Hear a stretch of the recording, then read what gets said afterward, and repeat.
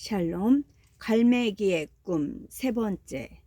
다른 모든 게 그렇듯 수행이란다. 플래처.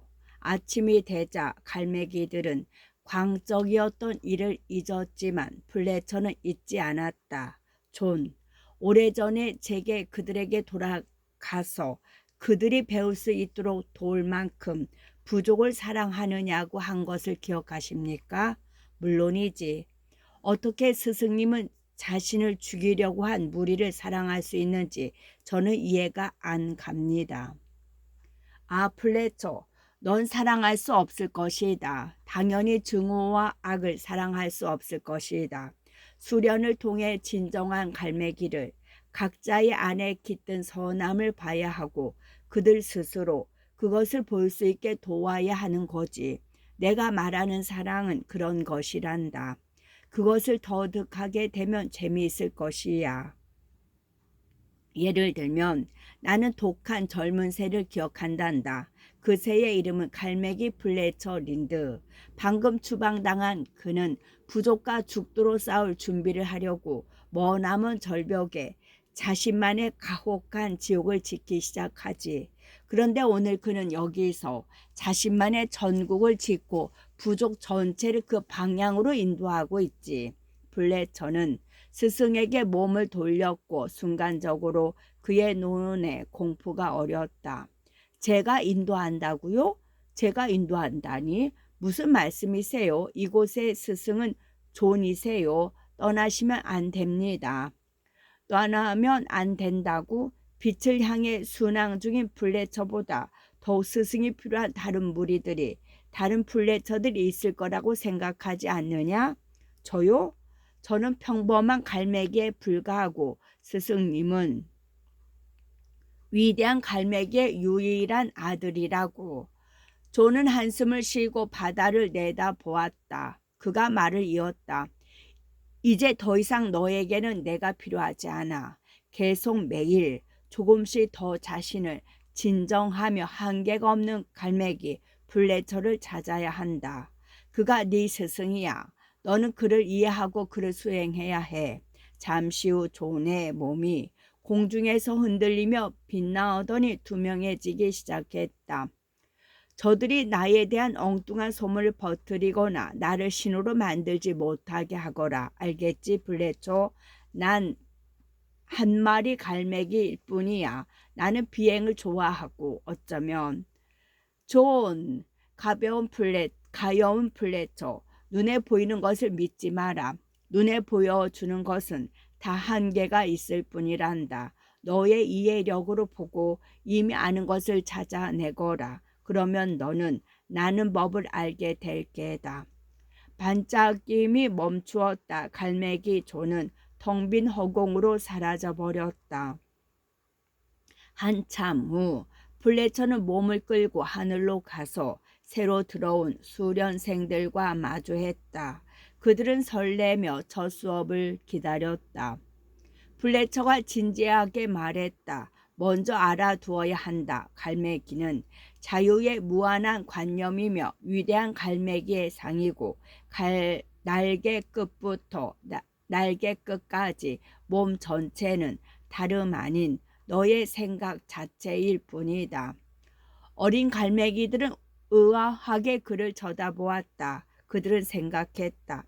이건 공중회전법 같지 않은걸? 플래처가 한숨을 쉬고 다시 시작했다.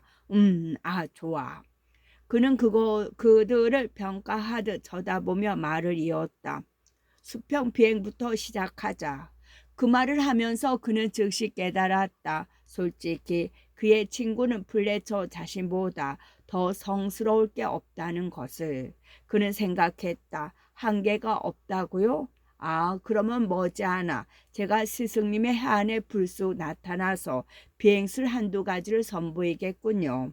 블레처는 제자들 앞에서 엄한 표정을 지으려 했지만 문득 순간적으로 그들의 진정한 모습을 보았다. 그리고 보이는 그대로 좋아하는 정도가 아니라 사랑했다. 한계가 없다고요, 존? 그는 생각하며 웃음 지었다. 배움을 향한 그의 다른 박질이 막 시작되었다. 있었다.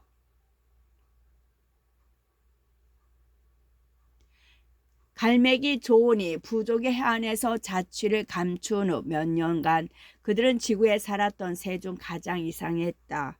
많은 갈매기가 존이 전해준 메시지를 이해하기 시작했고 젊은 갈매기가 배면 비행하고 공중회전을 연습하는 것은 흔한 광경이었다.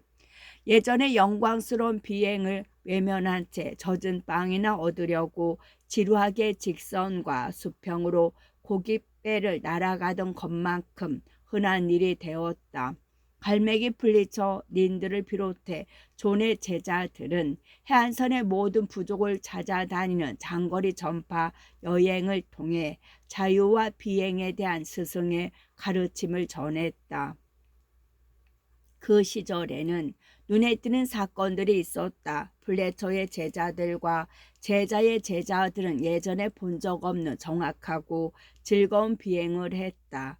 개인적으로 연습해서 플래처보다 때로는 예전에 존이 보여준 솜씨보다 훌륭한 고개 비행을 펼치는 새들이 여기저기 나타났다.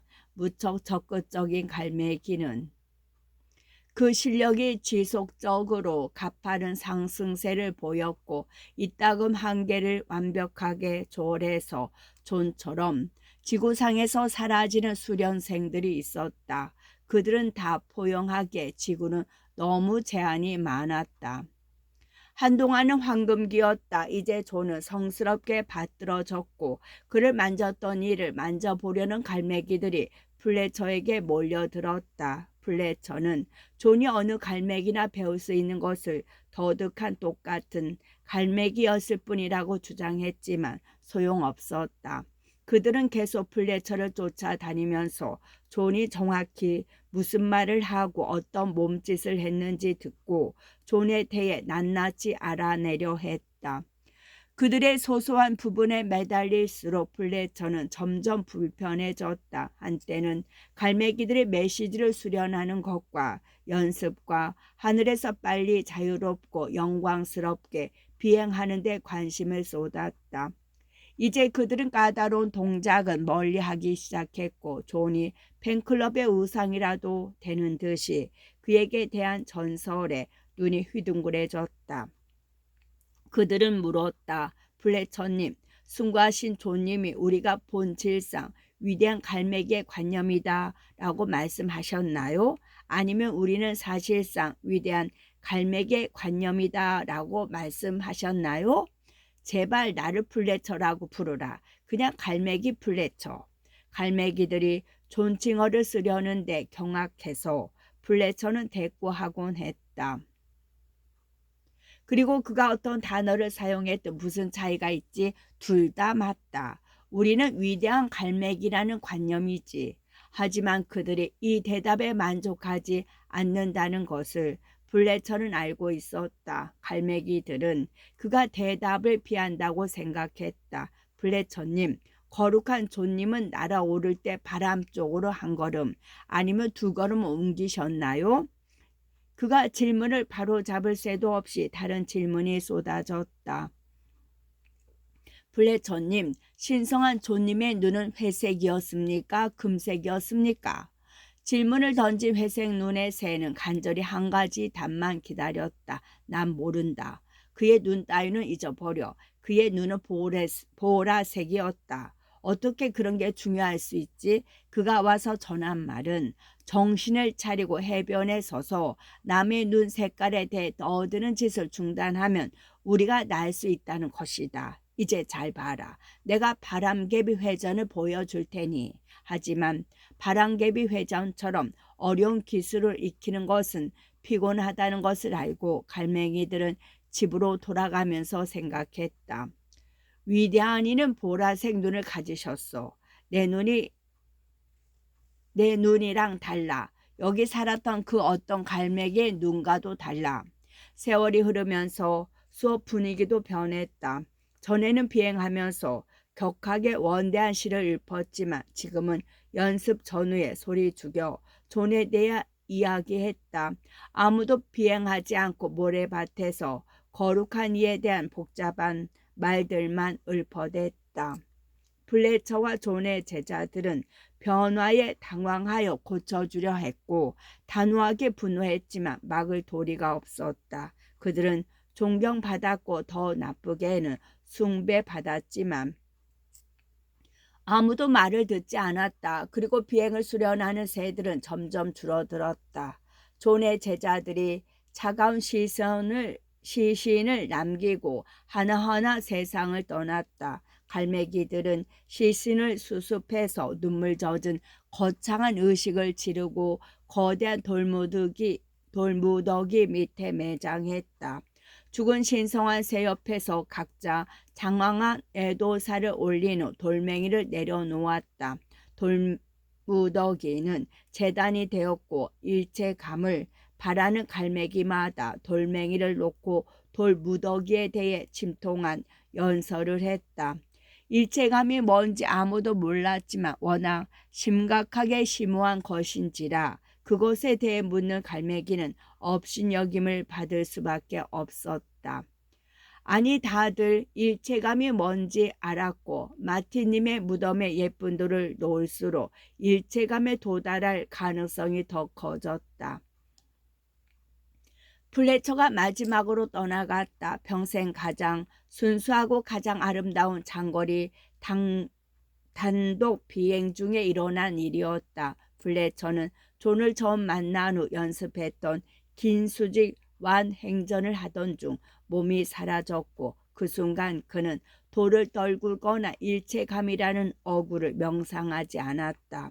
그는 완벽한 자신의 비행 중에 사라졌다. 그 다음 주에 플래처가 해변에 나타나지 않자 그가 쪽지 한 장 남기지 않고 사라졌기에 갈매기들은 잠시 공황 상태에 빠졌다. 하지만 그러다가 그들은 함께 모여 생각했고 무슨 일이 벌어졌음에 분명하다고 결론지었다. 공표된 내용은 이랬다.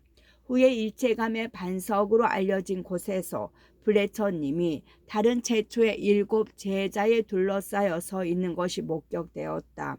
그때 구름이 갈라지고 위험 있는 깃털과 황금색 조개들을 걸치고 이마에 귀한 돌멩이 왕관을 쓴 위대한 갈매기 존 리빙스턴이 상징적으로 하늘과 바다와 바람과 땅을 가리키면서 플래처를 일체감의 해변으로 불렀다. 플래처는 성스러운 광선에 휩싸여 마법처럼 떠올랐고 웅장한 갈매기들의 합창에 맞추어 그 광경 위로 구름이 다시 덮였다. 그리고 플래처님을 성스럽게 추모하며 일체감의 바위에 쌓은 돌무더기는 지구 어느 해안의 돌무더기보다 웅장했다. 어디나 그것을 흉내낸 돌무기들이 생겼고 매주 화요일 오후에는 갈매기들이 돌무더기로 걸어가 모여서서 존 리빙스턴과 그의 탁월한 신성한 제자들이 보인 기적들에 대해 들었다. 꼭 필요한 경우가 아니면 누구도 비행하지 않았고 필요할 경우에는 비행하면서 점점 이상한 관습을 행했다. 위상 같은 것의 상징으로 더 유복한 새들은 불의 나뭇가지를 물고 다니기 시작했다. 나뭇가지가 크고 묵직할수록 갈매기들이 더 큰 관심을 보였다. 나뭇가지가 클수록 더 앞선 비행가로 여겨졌다. 갈매기 공동체의 몇몇은 무겁고 성가신 나뭇가지 때문에 가장 신실한 갈매기들이 비행의 방해꾼이 되었음을 알아차렸다. 존의 가르침의 상징은 번지르르한 돌멩이가 되었다. 그러나 나중에는 아무 오래된 돌이나 있어도 될 터였다. 비행의 환희를 가르치러 온 새의 상징으로는 더할 수 없이 최악이었지만 아무도 눈치채지 못하는 듯했다. 적어도 무리해서 중요한 갈매기들은 그랬다. 화요일이면 모든 비행이 중단되고 활기 없는 새들이 모여들어 서서 고이 부족 제자의 암송을 들었다.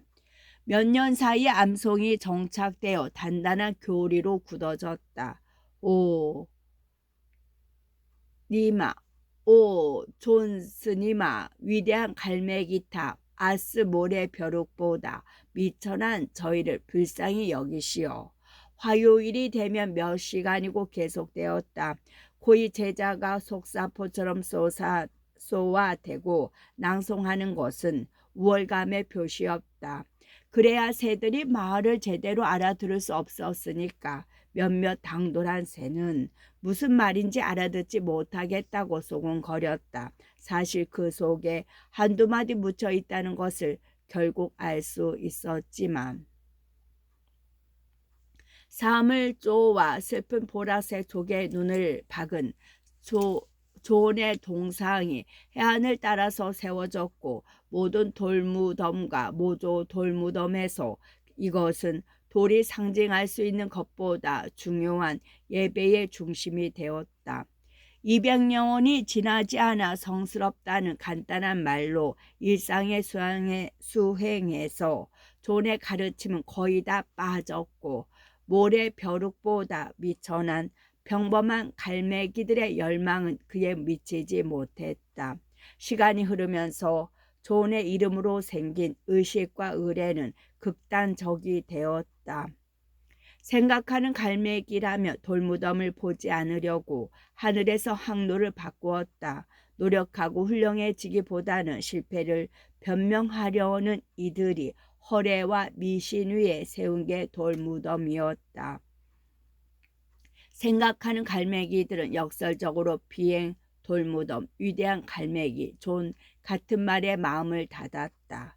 그들은 다른 문제에 대해서는 존 이후 가장 명쾌하고 정직한 새들이었다. 하지만 존의 이름이나 고위 지역 제자들이 함부로 만든 다른 용어들이 언급되면 그들의 마음은 트랩도어가 꽝 닫히듯 닫혀버렸다.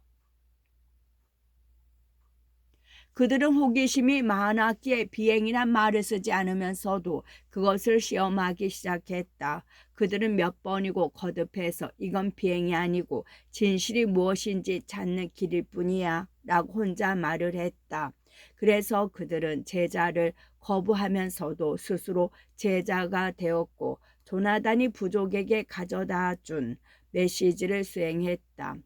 이것은 요란한 혁명이 아니어서 구호를 외치거나 현수막을 흔들지 않았다. 하지만 예컨대 아주 솜털이 보송보송한 갈매기 앤서니 같은 개인들이 질문들을 던지기 시작했다. 그가 고이 지역 제자에게 말했다. 저 매주 화요일에 새들이 제자님의 말을 들으러 오는 것은 세 가지 이유 때문이 아닌가요? 뭔가 배운다고 생각하기 때문에, 돌무덤에 돌멩이를 더 놓으면 믿음이 깊어질 거라고 믿기 때문에, 혹은 그들이 올 거라고 다른 갈매기들이 기대하기 때문에 맞나요? 그러면 너는 배울 게 전혀 없느냐, 아가? 아니요, 배울 게 있지만 그게 뭔지 모르겠습니다. 제가 자격이 없으면 100만 개의 돌멩이도 저를 독실하게 만들지 못할 테고 저는 남들이 어떻게 생각하든 상관없거든요. 고위 제자는 이 이단의 주장에 살짝 떨면서 물었다. 그러면 네 답은 무엇이냐, 아가? 너의 삶의 기적을 어떻게 부르지? 성스러운 이름이 되시는 위대하신 갈매기 존님께서 말씀하시기를 비행은 삶은 기적이 아니죠. 그것은 나분해요. 제자님의 위대한 존님은 오래전 누군가 지어낸 신화이며 약한 자아들이 현실 그대로의 세상을 직면할 수 없기 때문에 믿는 동화지요. 시속 320km로 날 수 있는 갈매기라니 저도 시도해 봤는데 날 수 있는 최고 속도는 80km였습니다. 하강하는데 그나마 거의 제어불능이지요. 깰 수 없는 비행의 법칙들이 있고 그렇게 생각하지 않는다면 직접 거기 나가서 시도해 보세요. 솔직히 이제 진심으로 제자님의 위대한 존님이 시속 320km로 비행했다고 믿으세요? 그보다 빠르셨지. 그리고 갈매기들에게 그렇게 하라고 가르치셨단다. 고이 제자가 완전히 맹목적인 신앙심에서 말했다. 그 동안은 그렇지요. 하지만 그렇게 빨리 날 수 있다는 것을 보여주시면 그때는 저도 제자님의 말을 귀담아 듣기 시작하지요. 열쇠가 있었고 갈매기 앤서니는 그 순간 그 말을 내뱉었다는 것을 알았다. 그는 해답을 갖고 있지 않았지만 지금 말하는 것을 보여줄 수 있는 새를 따를 수만 있다면 감사하며 기꺼이 목숨을 내놓으리라는 것을 알았다. 영향을 주는 삶의 훌륭함과 기쁨을 주는 몇 가지 답을 제시하는 새가 있다면 그 새를 찾기 전까지 삶은 목적 없이 우중충하고 황량하고 불합리했다. 모든 갈매기는 피와 깃털을 대충 모아놓은 망각으로 향하는 존재로 남을 터였다. 갈매기 앤서니는 존의 이름을 덮은 의례와 의식을 거부한 채 자신의 길을 갖고 그렇게 행동하는 젊은 새들이 점점 많아졌다. 그들은 삶의 허망함으로 애달팠지만 적어도 자신에게 정직했고 삶이 허망하다는 사실을 직시할 만큼 용기 있었다. 그러던 어느 오후 앤서니는 바다 위에서 날개를 펄떡이며 멍하니 생각에 잠겼다. 삶은 가치가 없고 가치가 없다는 것은 무의미하다는 뜻이니까 바다로 그대로 강화해서 윽사하는 게 맞아. 해초처럼 의미나 기쁨 없이 존재하느니 아예 존재하지 않는 게 더 나아. 모든 게 다 납득이 되었다. 그야말로 순수한 이치였고 갈매기 앤서니는 여태껏 정직과 이치를 지키려 애쓰며 살았다. 어쨌거나 언젠가 죽어야 할 텐데 고통스러운 삶의 권태를 연장할 이유가 없었다. 그래서 그는 610m 지점에서 수면을 향해 직강하해서 시속 80km 정도로 내려갔다. 마침내 결정을 내리니 묘하게 들떴다. 이치에 맞는 대답 하나를 찾아낸 셈이었다. 죽음의 강화 중간쯤 바다가 기울고 아래쪽이 점점 커지면서 엄청난 휘휘 소리가 그의 오른쪽 날개를 곧바로 지나쳤다. 다른 갈매기가 그를 지나서 날아갔다. 마치 그가 해변에 서 있기라도 한 것처럼. 다른 새는 내리근 흰 줄 같았고 우주에서 떨어지는 뿌연 유성 같았다. 앤서니는 깜짝 놀라 날개를 굽혀 멈췄고 무기력하게 그 광경을 보고 감탄했다. 뿌연 것이 바다 쪽으로 가만히 멀어지며 파도 위로 내려가더니 몸을 굽혀 급상승했다. 갈매기는 부리를 하늘로 바짝 들고 횡전했다. 긴 수직 완 횡전을 하다가 몸을 비틀어 공중에서 불가능한 황상선 선회를 감행했다. 앤서니는 구경하느라 실속했다. 자신이 어디에 있는지 잊고 다시 실속했다. 앤서니가 크게 소리 외쳤다. 맹세컨대 저건 갈매기였어. 그는 곧장 다른 새 쪽으로 몸을 돌렸다. 그 새는 앤서니를 알아차리지 못하는 것 같았다. 이봐요, 기다려요. 앤서니가 있는 힘껏 소리쳤다.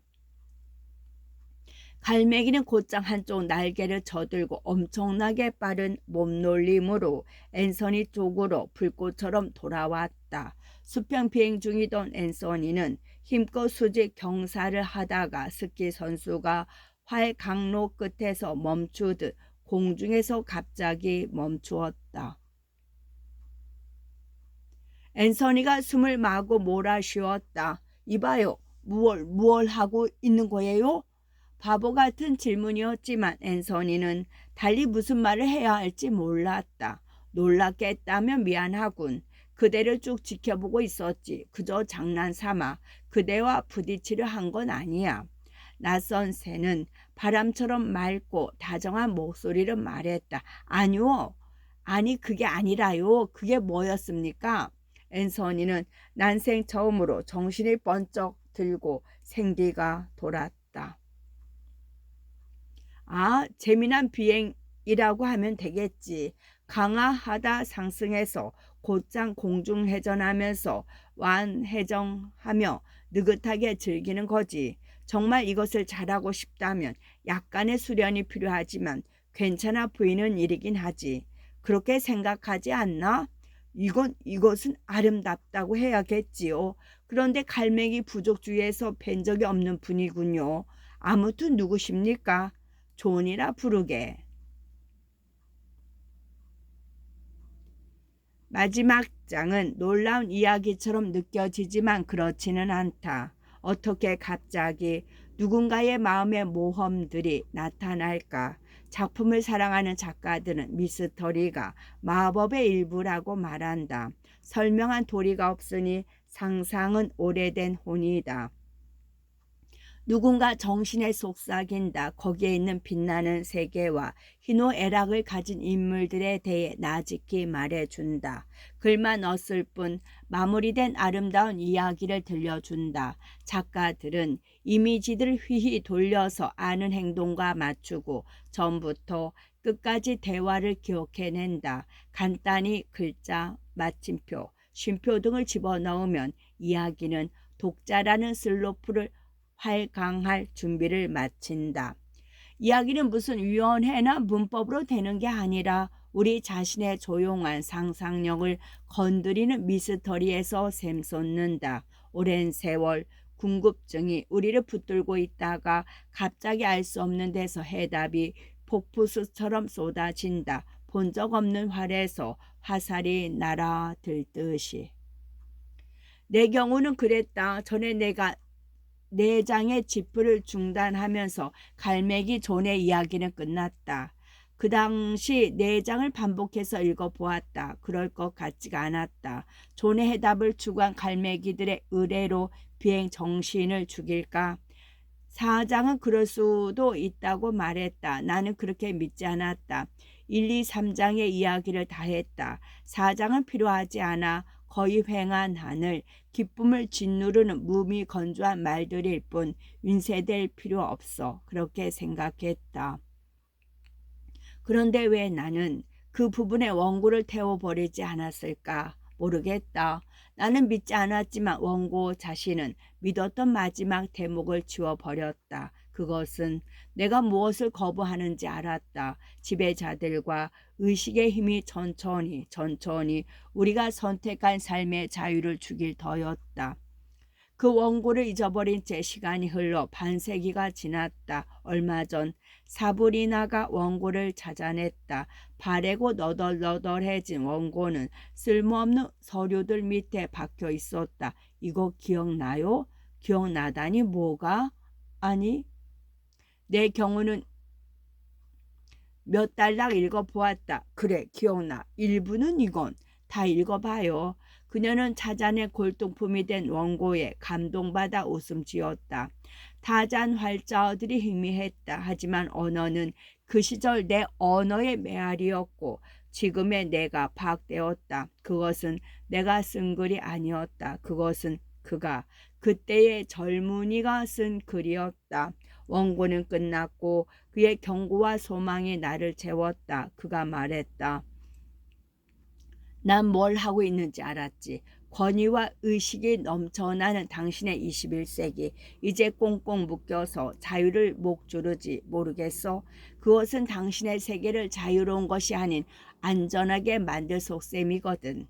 그는 그의 이야기를 마지막 가능성을 살려냈다. 내 시대는 끝났어. 당신의 시대는 끝나지 않았고 나는 다시 그의 목소리를 생각했다. 마지막 장을 우리 갈매기들은 세상에서 자유의 끝을 바라보고 있을까? 마침내 본래 자리에 인쇄된 사장 그렇지 않을 거라고 말한다. 이것은 아무도 미래를 모를 때 쓰였다. 이제 우리는 미래를 안다. 2013년 봄 리처드 파크. 끝.